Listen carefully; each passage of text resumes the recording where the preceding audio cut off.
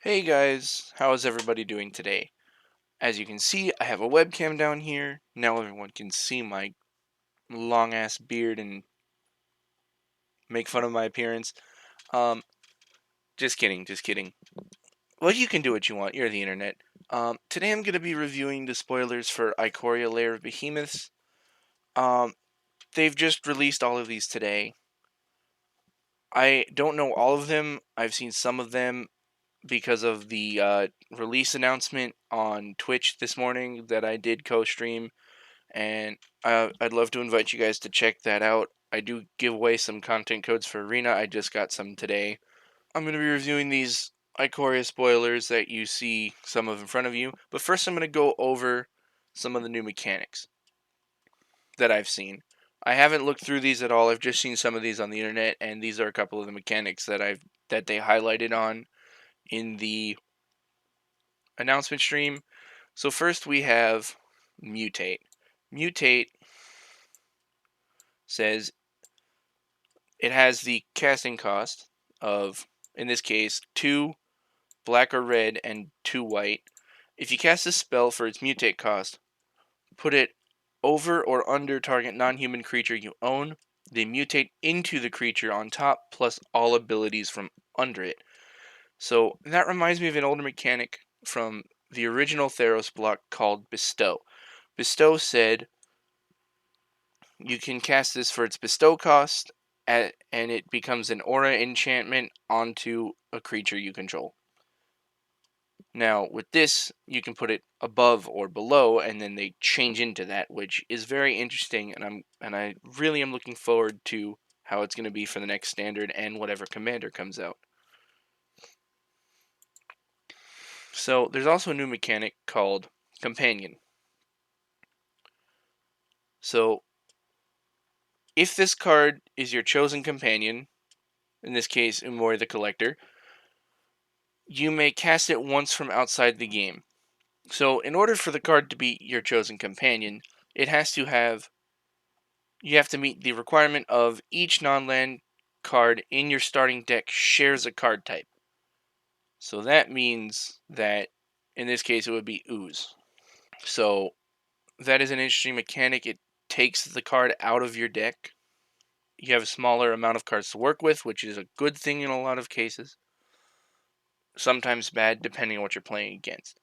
I feel like that's going to be a good mechanic for Commander, especially for tribal decks. This one specifically, but let's get into the rest of the spoilers. So first we have BioQuartz Space Godzilla. So they're doing this fancy thing for promotion with all of the Godzilla monsters because Hasbro has shares rights with them for toys and games, which Magic is a game. So BioQuartz Space Godzilla is the card is the promo version of Brokos Apex of Forever.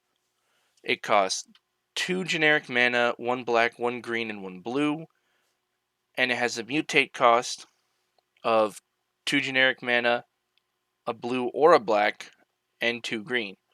It has trample, and you may cast it from your graveyard using its mutate ability.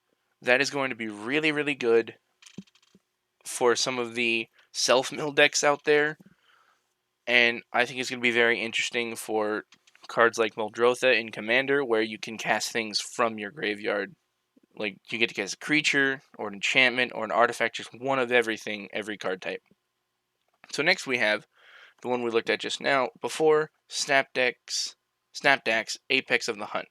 Snapdax has a mutate cost of, as I said before, 2 generic, a black or a red, and 2 white, where its converted mana cost, or its casting cost is 1 generic and 1 of each black, red, and white, which is Mardu, which is a generally more aggro focused, I'm going to hit you in the face, as you can see by the double strike. So whenever this creature mutates, it deals 4 damage to target creature or planeswalker an opponent controls, and you gain 4 life. So that is a very similar effect to an older card called, I forgot the name of the card, but basically it was a red and a white and 2. It was a Boros card. It came out in Ravnica. War Leader's Helix. It was red, white, and 2. and it dealt 3 damage to any target, and you gain 3 life. So it's very similar, although it doesn't say player. It just says creature, planeswalker. Very, very similar, very good effect. So next we have Vadrock, Apex of Thunder. Its casting cost is 1 of each, red, blue, and white, which is Jeskai. A lot of instants and sorceries in there. Really good for Commander. I don't believe that this is one of the Commander products. Those are in here somewhere, I believe, as well. Its mutate cost is 1 generic, white or blue, and double red. It has flying and first strike, and when this creature mutates, you may cast a target non-creature card with converted mana cost 3 or less from your graveyard without paying its mana cost. That is going to be very good for EDH. It's very similar to the effect, enter the battlefield effect and attack effect of, what was the card called? I know this card. I play this card all the time. It's darn, I'm forgetting the card name. If it comes back to me later, I'll remember it. It's one of the giants. So you get to bring it in from the graveyard without paying its mana cost for free, which is insanely valuable. Next we have Godzilla King of Monsters, which is the promo version of, I believe that's Zilortha Strength Incarnate. So it is a legendary dinosaur. It has trample, and lethal damage dealt to creatures you control is determined by their power rather than their toughness. So that is the inverse of cards like Arcades the Strategist, where it says uh, your creatures can deal damage equal to their toughness instead of their power. Or rather, it's the it's the inverse. It's the exact opposite. So instead of having a 2/1, I have a 2/2. And that is a very good effect for things like Godzilla himself, where he's a 7/3. So next we have Luminous Broodmoth. Luminous Broodmoth, it is a insect with flying, and whenever a creature you control without flying dies, return it to the battlefield under its owner's control with a flying counter on it. That is a direct counter to any board wipe ever, and then it just comes back with evasion. That is amazing. I expect to see a lot of that in EDH and a lot of that in Standard when this set comes out. Actually, I think I might build a deck around that one when the time comes. Next, we have the 2 Planeswalkers. I believe these are the ones that are actually printed in the set. I could be wrong. We haven't received those. We haven't received the Planeswalker decks yet. So we have Vivian Monsters Advocate, which is 3 generic and 2 green. You may look at the top card of your library at any time, and you may cast creature spells from the top of your library. That is insanely good. It just basically +1s your hand into your deck. Very similar to Bolus's Citadel or Risk Factor in Standard right now. And it's her +1 is create a 3/3 green beast creature token. Put your choice of a vigilance counter, a reach counter, or a trample counter on it. And this is another thing that, as I mentioned before, the flying counter. They added that mechanic where you can literally add a keyword ability to a creature. I think that is a very good idea, and it really opens up a lot of different situational things.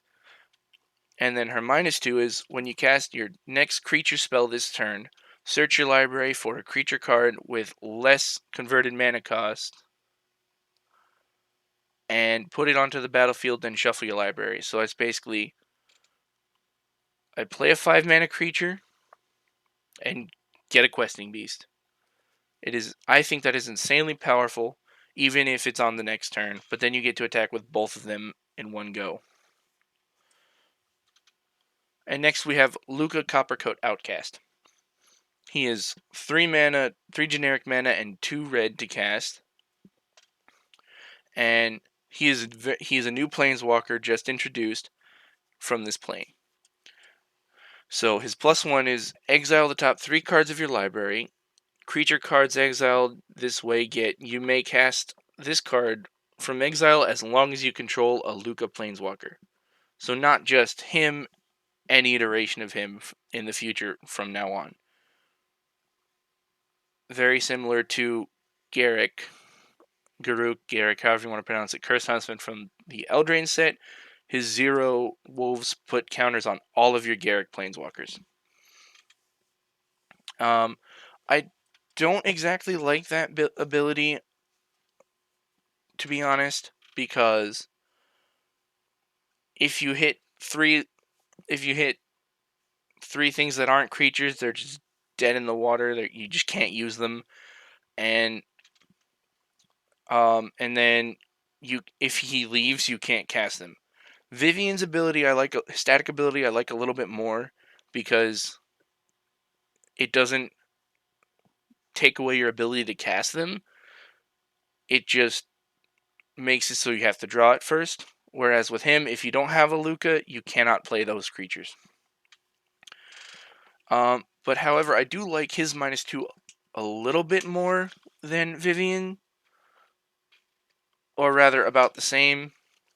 Although, because you can do this as soon as you get him. While with Vivian, you need to wait till the next turn when you have mana, unless you have mana open. So his is exile target creature you control, then reveal cards from the top of your library until you reveal a creature card with greater mana cost. Put that card into the battlefield, and the rest on the bottom of your library in a random order. So that's very similar to Cascade, an old effect from a long time ago, even before I started playing, where you cast a spell that has Cascade, and then you reveal from the top of your library until you find something that is less converted mana cost to cast. So I think that is a great ability. You can say, play Luca, -2, get rid of a dead, say, Lovestruck Beast if you don't have any 1/1s, and get a Questing Beast to swing in immediately for 4. And then his -7 is each creature you control deals damage equal to its power to each opponent. That is just a game ender right there, if you have a board state. Next we have Kiruga the Macro Sage. This is another one of those companion ones. And this is your starting deck contains only cards with converted mana cost 3 or higher and land cards. So this is saying if you play anything that's 3 or bigger, you can just have this on the side and then be able to cast it whenever. When Kiruga the Macro Sage enters the battlefield, draw a card for each other permanent you control with converted mana cost 3 or greater. So that just draws you a bunch of cards equal to that number, which is very interesting. I feel like that one might be more in limited than it is going to be usable in standard, but I could be wrong. Or at least the companion ability. Next we have Illuna Apex of Wishes, which is 2 mana to cast, and it costs green, blue, red, and it has Mutate very similarly to the ones we've seen before. It has Mutate of 3, a red or a green, and 2 blue. It's a flying trample. When this creature mutates, exile cards from the top of your library until you exile a non-land permanent. Put that card into the battlefield or in your hand. That is really amazing. I'm surprised they're printing that. I think that's going to get banned. I think that's going to get banned. That's my opinion. I don't know what they're planning with that one, but that is a very strong ability, and I expect to see a lot of it. So we have next is, sorry, I'm covering the toughness and stuff. It's a 1/1 fairy dragon, Dorat the Perfect Pet, which is Sprite Dragon. It's got flying and haste, and whenever you cast a non-creature spell, put a +1/+1 counter on Sprite Dragon for 1 red and 1 blue. That is a very good ability. I feel like that is going to be used a lot in Standard, and there are very similar abilities to that currently in Standard with the 3 mana Spellgorger Weird. Next we have Titanoth Rex. This one I have seen a spoiler for in a different language. This one is Titanoth Rex. It is 7 and 2 green to cast. It has Trample. It's an 11/11 with Trample. That is brutal. And it's got Cycling of 2. I like that they're bringing back Cycling. Because if it's early game, you have this. It's really dead because of the 9 mana cost. But if you get it later game, it's great. So it's really versatile. And when you cycle it, put a trample counter on target creature you control. So it's giving its trample away. I think that's really cool. Next we have Huntmaster Liger, which I believe was also spoiled in the different language as a promo card that I saw last week. It was, leaked, not spoiled. So we have Huntmaster Liger. It costs 3 and a white to cast, and its mutate is 2 and a white. Whenever this creature mutates, other creatures you control get +X/+X until end of turn, where X is the number of times this creature has mutated. I think that is really powerful because it just is a board-wide temporary anthem. It really can close out a game if that creature's been mutated a lot. Now we have Anguirus Matator Blendana. It's in Spanish. We've got next is Grim Dancer, which is a 3/3. Sorry, my little camera's blocking it. It's double black and 1. It's a nightmare. Grim Dancer enters the battlefield with your choice of 2 different counters on it from among Menace, Death Touch, and Lifelink. A 3 mana 3/3 with 2 of those abilities is amazing.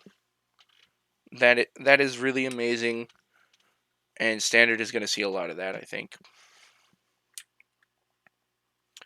Next we have Zagoth Mamba. It's 1 black.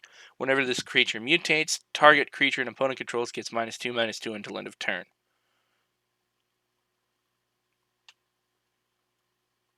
Huh. That's a nice little quote. It's just a snake. A many-eyed snake with venom that turns your blood to smoke, but just a snake. That is a pretty strong mutate ability. I don't think I'm going to run too much of that, but I think it's a strong ability. And next we have Dranis Stinger, a human wizard. See, humans here, they're kind of the minority because the big monsters eat them all, I think. Whenever you cycle another card, it deals 1 damage to each opponent, so there's going to be a lot of cycling effects in this. I think that's interesting. And then it has cycling 1, just 1 generic.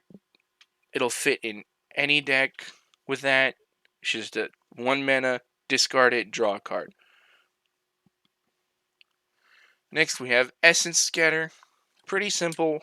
Been printed 1,000 times before. Counter target creature spell. Next we have Polywog Symbiote.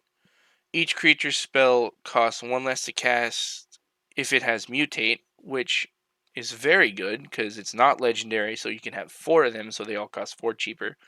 And whenever you cast a creature spell, if it has Mutate, draw a card, and then discard a card. Very powerful effects there on a 2 mana creature. It always knew it was destined to be more than a frog. That's funny. Next we have Fully Grown. It's an instant. Target creature gets +3/+3 until end of turn and put a trample counter on it. For 3 mana, that is great.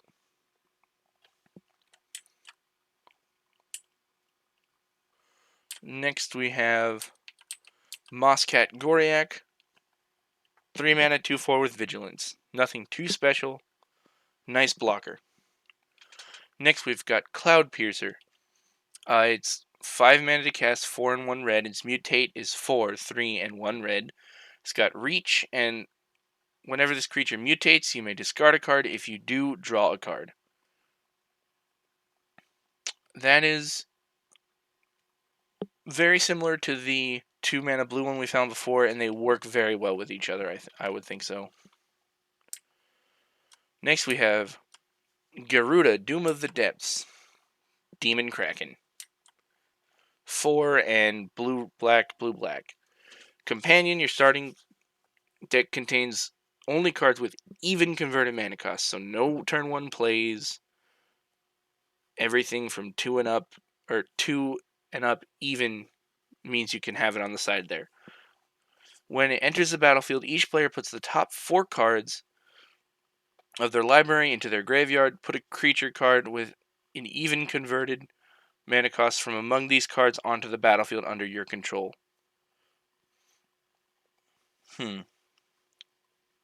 From each of those. No, from among those cards. So among the 8 cards you milled, you get one of them. There's Lutri the Spellchaser next. I like this guy a lot. He's going to be very good in anything with Izzet Commander. He's a 1 mana and Izzet to cast, so red or blue. And he's a legendary creature, Elemental Otter. I think it's fucking adorable if you want to ask me. But that's just my opinion. So, he's got Companion. Each non-land card in your starting deck has a different name. That is going to be really powerful for Brawl and really powerful for Commander, because that means you just have a little extra Commander there on the side, because in singleton formats, each of your cards are different names, so you automatically meet that requirement. And it's got Flash. When it enters the battlefield, if you cast it, copy target instant or sorcery spell you control, you may choose new targets for the copy. Isn't very much just more spell slinging. Pacifism, currently out in Standard. I like the art. It's this big old giant monster and being all like happy and just in place, not killing anyone. Next we have Bristling Boar. I believe that is a reprint. It can't be blocked by more than one creature. 4 mana, 4/3. Pretty solid. There's the Gloom Pangolin, a Nightmare Pangolin, a 1/5 for 3. Interesting. And last but not least, I think that's last. I mean, obviously there's no card next to it. We have Void Beckoner. That's very similar to the Rex we saw before, except in black. So it's 8 mana, 6 and 2 black for Death Touch, cycling for 2 black, 2 and a black. And when you cycle Void Beckoner, put a Death Touch counter on target creature you control, and it's an 8 mana, 8/8. Or 3 mana, give a creature Death Touch permanently. I think that is a very solid card in Limited, and I think those two are very interesting to see. And I'm going to zoom out just to make sure I didn't miss anything. There's the altered art promos, so I did miss a little bit. So we have, like before, Biocord Space Godzilla. We have Rodan, Titan of Winged Fury, which is Apex of Thunder. So these are all Godzilla themed. I don't personally know too much about Godzilla, but the art looks amazing. Godzilla King of the Monsters, which is Strength Incarnate. Mothra. Oh, okay. That's interesting. They made that one the Brood Moth into Mothra. King of the Cosmos. Beautiful art. I would love that for an EDH deck. And then we've got King Caesar Awoken Titan, which is the Apex of the Hunt. We've got Cyberclaw Terror, which is the companion, the Dimir companion one that's even numbers. Space Godzilla Death Corona, that's the Nightmare Horror. And this one again, Angor, I can't pronounce that, I'm sorry. And then we've got the Perfect Pet, and then that's it. So thank you guys for tuning into this video. I'm going to be streaming a lot on Twitch. I have a schedule set up there if you want to go check it out. My Twitch page is going to be linked in the bottom, and also my Twitter. Go ahead and follow me there. Go ahead and follow me on Twitch for updates. I'm also going to post every time on Twitter every time I make a video or start streaming. And I'd love to see you guys there. Love to chat with you guys on Twitter. Talk about Magic, talk about anything you want to talk about this quarantine that everyone's having to deal with. But yeah, thank you for tuning in. You guys have a great day.